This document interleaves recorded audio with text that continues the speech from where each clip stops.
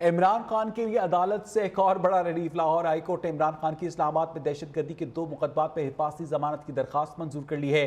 Lahore high court کی justice Shahbaz Rushdie اور justice فاروق حیدر پر مشتمل 2 رکنی بینچ نے حفاظتی ضمانت کی درخواست پر سماعت کی۔ عدالت نے فریقین کے دلائل سننے کے بعد 27 مارچ تک حفاظتی ضمانت منظور کر لی۔ عمران خان بغیر پروٹوکول اور قافلے کی عدالت پہنچے۔ عمران خان تیسرے کیس میں بھی متعلقہ عدالت میں پیش ہوں گے۔ مزید بات کریں گے اپنے نمائندے نعیم ملک سے۔ نعیم، بتائیے گا۔ آج جو کہ پاکستان تحریک انصاف کے چیئرمین عمران خان کی 2 مقدمات میں حفاظتی ضمانت پر سماعت تھی، جس پر آج عدالت نے سماعت کرتے ہوئے عمران خان کی دونوں مقدمات میں حفاظتی ضمانت جو کہ وہ 27 مارچ تک منظور کر لی ہے۔ دونوں جو کہ حفاظتی ضمانتیں وہ عدالت نے منظور کر لی ہے۔ آج جب سماعت کا آغاز ہوا تو عدالت نے سب سے پہلے جو کہ عمران خان کے دستخط کے حوالے سے بات کی۔ عدالت نے ریمارکس یہ کہ سب سے پہلے یہ بتائیں کہ یہ جو پٹیشن آپ نے دائر کی ہے اس پہ جو کہ دستخط وہ عمران خان کی ہے، جس پر جو کہ عمران خان کے وکیل سلمان صفدر وہ عدالت میں پیش ہوئے۔ انہوں نے کہا جی یہ عمران خان کے یہ ہے دستخط، لیکن یہ سکین شدہ ہے، جس پر عدالت نے کہا کہ اس وقت جو کہ عمران خان کمرہ عدالت کے اندر ہی موجود ہیں، آپ ایسا کریں ان سے ابھی جو کہ جو وکالت نامہ ہے اور بیان حلفی ہے ان پر جو کہ ابھی دستخط کروا لیں۔ عمران خان نے جو کہ کمرہ عدالت کے اندر ہی جو کہ دوبارہ وکالت نامے اور بیان حلفی پر دستخط کی ہے۔ عدالت میں وکیل سلمان صفدر انہوں نے دلائل دیے۔ انہوں نے عدالت کو بتایا کہ گزشتہ روز جب سماعت ہوئی تو عدالت نے اعظم سواتی اور شاہ محمود قریشی کو بھی حفاظتی ضمانتوں پر ریلیف دیا ہے، لہذا عدالت سے استدعا ہے کہ عدالت جو کہ عمران خان کی جو حفاظتی ضمانتیں ہیں وہ منظور کرے۔ عدالت نے جو کہ عمران خان کی دونوں مقدمات میں تھانہ گھوڑلا اور تھانہ سٹی ڈی اسلام آباد میں جو 2 مقدمات درج تھے انسداد دہشت گردی دفعات کے تحت، ان دونوں میں عدالت نے جو کہ 27 مارچ تک جو کہ حفاظتی ضمانتیں وہ منظور کر لی ہیں۔ جی بہت شکریہ آپ کا اپڈیٹ کرنے کے لیے۔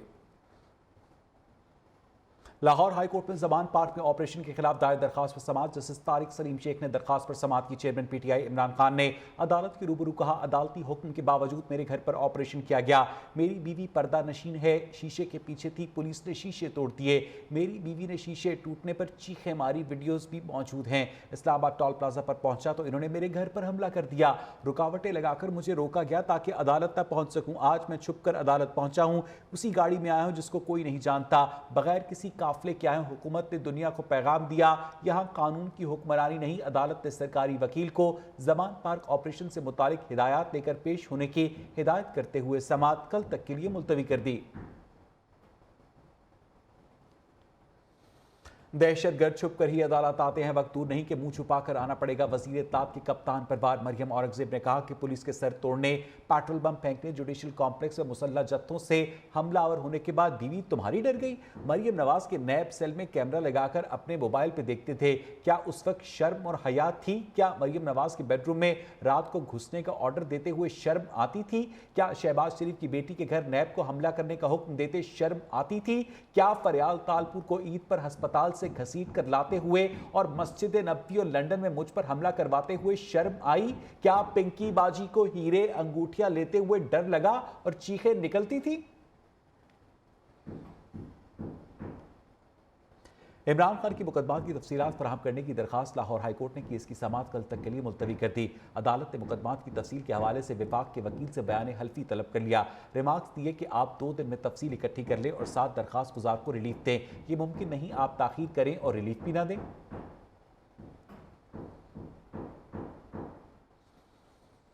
عمران خان نے اپنی چوری چھپانے کے لیے ملک و قوم کو داؤ پر لگا دیا۔ لیگی رہنما محسن شاہ نواز رانجھا کی میڈیا سے گفتگو، کہا عمران خان اگر سچے ہیں تو توشہ خانہ کا جواب دیں، چوری چھپانے کے لیے مقدمات میں تاخیر کی جاتی ہے، فرد جرم سے بچنے کے لیے مختلف حربے استعمال کیے جا رہے ہیں۔ عمران خان نے فوراً پڑھنے کا کیس کئی سال لٹکایا۔ عمران خان دھاوا بول کر عدالتوں پر دباؤ ڈالنے کی کوشش کر رہے ہیں، ہزاروں لوگوں کو عدالت لے جانے کی کیا ضرورت تھی؟ کیا عمران خان کی جان کو خطرہ صرف عدالت کے احاطے میں ہے؟ کیا ریلیوں اور جلسوں میں ان کی جان کو کوئی خطرہ نہیں؟ شہری رحمان نے سوال اٹھا دیا۔ وفاقی وزیر نے کہا کہ عمران کو حکومت پر قتل کے الزامات کے ثبوت دینا ہوں گے، ایسا نہیں ہو سکتا بعد میں کہیں میرا بیان سیاسی تھا۔ मुबैना बेटी को कागजात नामजदगी में जाहिर न करने पर इमरान खान के खिलाफ केस की समाअत में chief justice Lahore high court की सरबराही में 3 रुकनी लार्जर बेंच केस की समाअत कर रहा है। वकील दरखास्त गुजार ने दलाइल दिए कि नवाज शरीफ केस में सुप्रीम कोर्ट के 5 रुकनी बेंच का नाअहली से मुतालिक फैसला मौजूद है। अदालत ने रिमार्क्स दिए, अगर किसी को नहीं पता या किसी ने बच्चे का नाम नहीं दिया तो क्या फर्क पड़ता है? अगर कोई बच्चा या बच्ची फाइनेंशियली डिपेंडेंट नहीं है तब क्या होगा? इसी हवाले से तफसीलात जाने के अपने नुमाइंदे जीशान सैयद से। जीशान, अपडेट कीजिएगा। जी बिल्कुल, साबिक वज़ीर-ए-आज़म इमरान खान की मुबैना बेटी के हवाले से ये केस है। इस्लामाबाद हाई कोर्ट के लार्जर बेंच ने केस की समाअत की और दरख्वास्त गुजार साजिद महमूद की जानिब से हामिद अली शाह एडवोकेट ने अपने दलाइल मुकम्मल कर लिए। 29 मार्च को इमरान खान की वकील सलमान अकरम राजा जो है वो अपने केस के दलाइल देंगे। ताहम दरख्वास्त गुजार की जानिब से कहा गया कि जो 2018 में बयानी हल्फी जमा कराई गई थी आम इंतखाबात के लिए, उसमें इमरान खान ने अपने 2 बेटों और अपनी अहलिया की जो है वो कर दिए नाम लिखे, जो कि कहा भी गया है कि वो अपना खुद कफील है, लेकिन एक बेटी का नाम जो है वो क्यों नहीं लिखा। तो लेकिन अब चूंकि सलमान अकरम राजा ने भी अदालत को बता दिया कि 2 जो बच्चे थे वो पहले ज़ेरी कफालत थे, अब वो खुद कफील है, वो अपनी वालदा के साथ है और किसी का लिखना या ना लिखना उससे कोई फ़र्क नहीं पड़ता था। हम नवाज शरीफ वर्सेस इमरान खान केसेस का भी हवाला दिया गया, मुख्तलिफ सुप्रीम कोर्ट के और हाई कोर्ट के अदालती केसेस का जो है वो हवाला दिया गया। ताहम अदालत ने समाअत जो है वो मुलतवी कर दी और अब 29 मार्च को इमरान खान के वकील जो है वो दलाइल देंगी। जी बहुत शुक्रिया आपका अपडेट करने के लिए। वफाकी हुकूमत का इस्लामाबाद में इमरान खान की पेशी के मौके पर वाक़यात की तहकीकात के लिए हाई पावर JIT बनाने का फैसला। JIT 7 दिन में तहकीकाती रिपोर्ट पेश करेगी।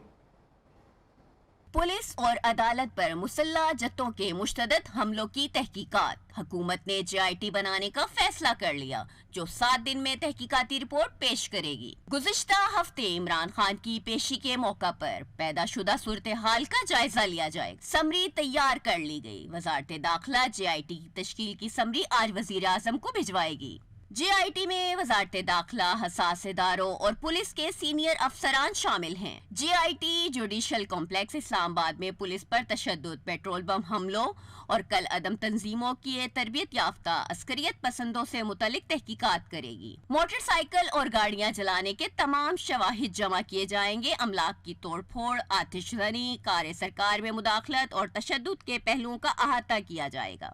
इस बात का तयन भी किया जाएगा कि पुलिस पर आंसू गैस शेल किसने चलाए और किसने मुहैया किए। JIT रियासती इदारों के खिलाफ अवाम को उकसाने और तशद्दुद पर भड़काने के जिम्मेदारों का भी तयन करेगी।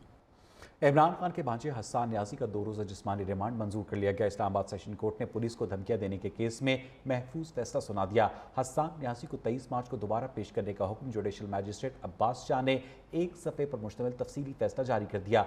हस्सान न्याजी के खिलाफ इल्ज़ामात की तहकीकात, असला और गाड़ी बरामद करवाना ज़रूरी है। उधर हस्सान खान न्याजी की जिस्मानी रिमांड के खिलाफ अपील समाअत के लिए मुकर्रर। दूसरी जानिब हस्सान न्याजी को मुकदमे से डिस्चार्ज करने की अपील पर समाअत जारी है।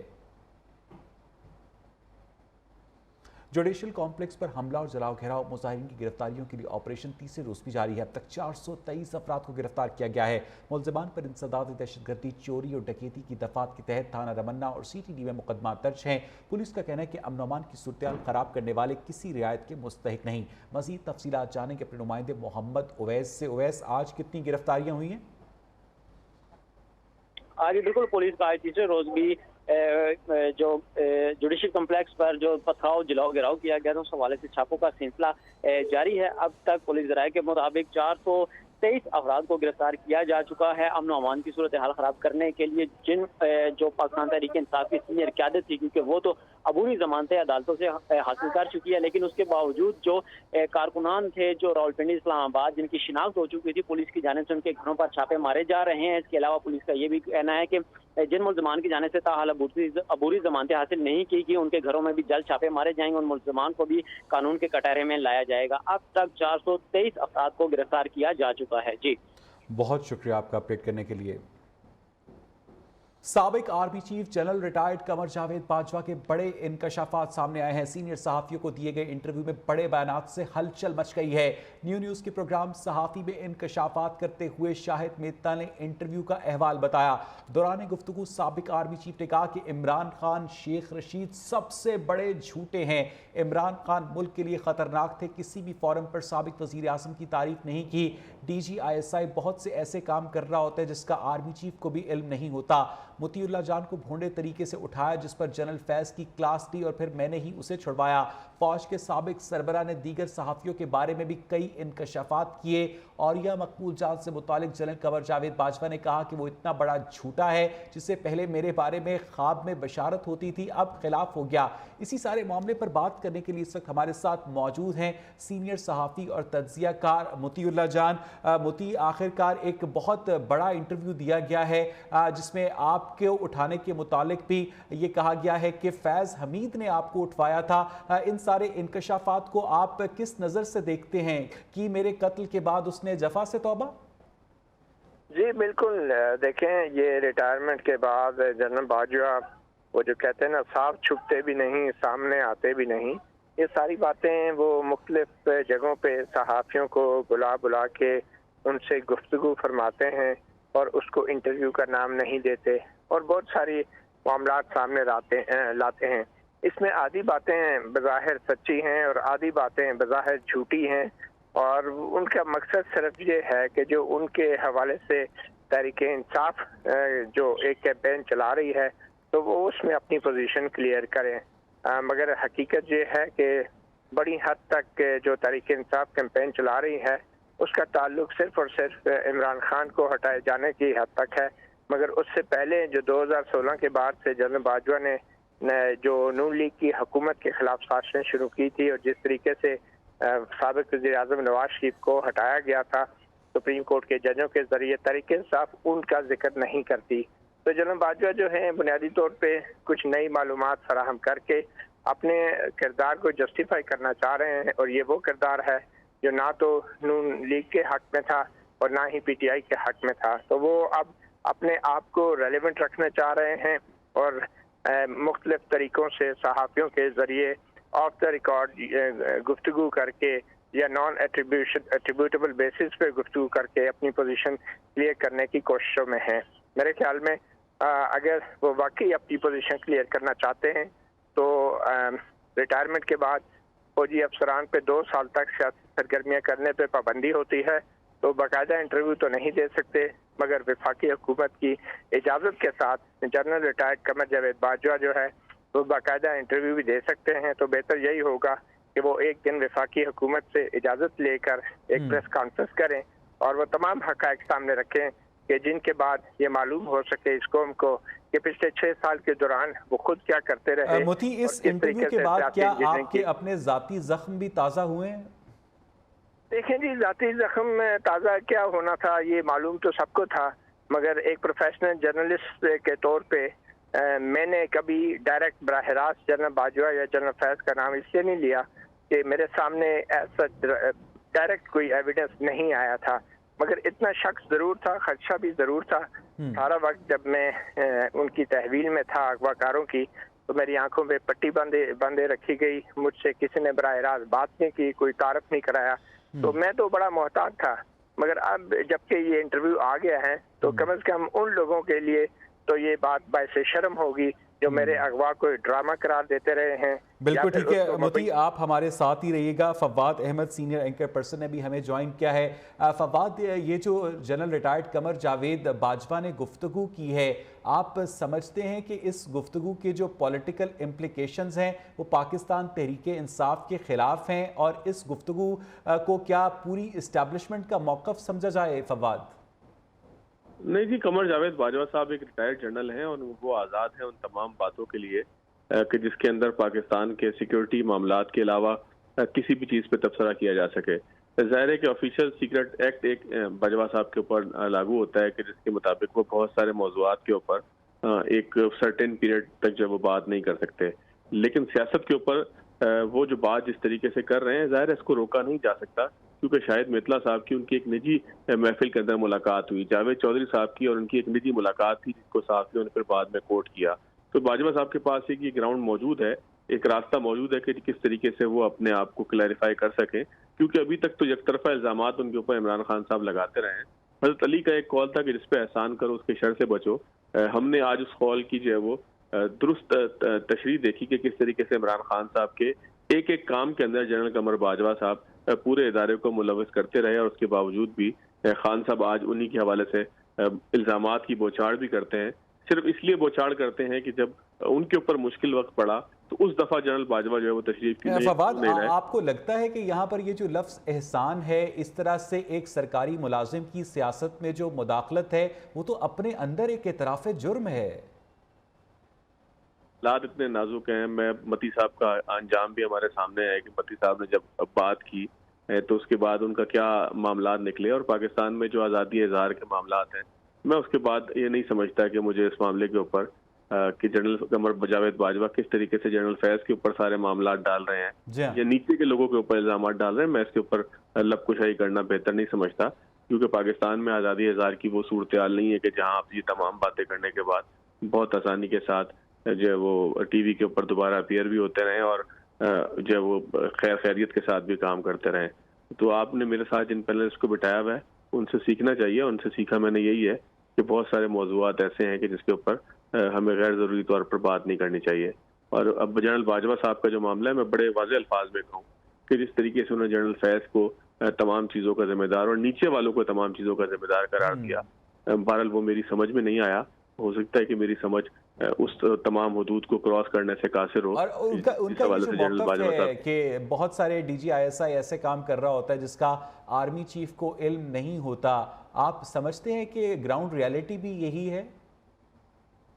تو یہ ہے، اگر قانونی بات کی جائے تو آئی ایس آئی ایک سویلین ایجنسی ہے، اس میں ضرور جو ہے وہ ایک فوجی سربراہ ہوتا ہے کہ جس کا فوج سے براہ راست تعلق ہوتا ہے، لیکن وہ ایک سویلین ایجنسی ہے کہ جو وزیر اعظم پاکستان یا وزارت دفاع کے ماتحت ہے. وہ ایک ملٹری ایجنسی نہیں ہے کہ جس کو براہ راست جو ہے وہ جنرل یا اس کا جو سربراہ ہے فوجی سربراہ وہ دیکھے. لیکن عملی طور پر ایسا ہوتا ہی نہیں ہوتا. یہ ایک الگ بحث ہے. جو قانونی بات ہے، آپ ہیلو جی فواد، آپ جو قانونی معاملہ ہے وہ تو میں نے آپ کو بتایا کہ یہ اگر قانونی طور پر اس کو دیکھا جائے تو میری جہاں تک سمجھ کہتی ہے وہ جنرل آرمی چیف کی جو ہے وہ جو براہ راست ہدایات ہیں وہ لینے کا پابند اس لیے نہیں ہوتا کہ وہ ایک سویلین ایجنسی کا سربراہ ہوتا ہے. تو ہو سکتا ہے کہ جنرل صاحب یہ بات درست کر رہے ہوں، لیکن میں نے جس طرح سے پہلے بھی کہا کہ اس معاملے کے اوپر میں لب کشائی سے کچھ گریز کرنا چاہتا ہوں. جی بہت بہت شکریہ فواد احمد، بہت بہت شکریہ مطیع اللہ جان آپ کا.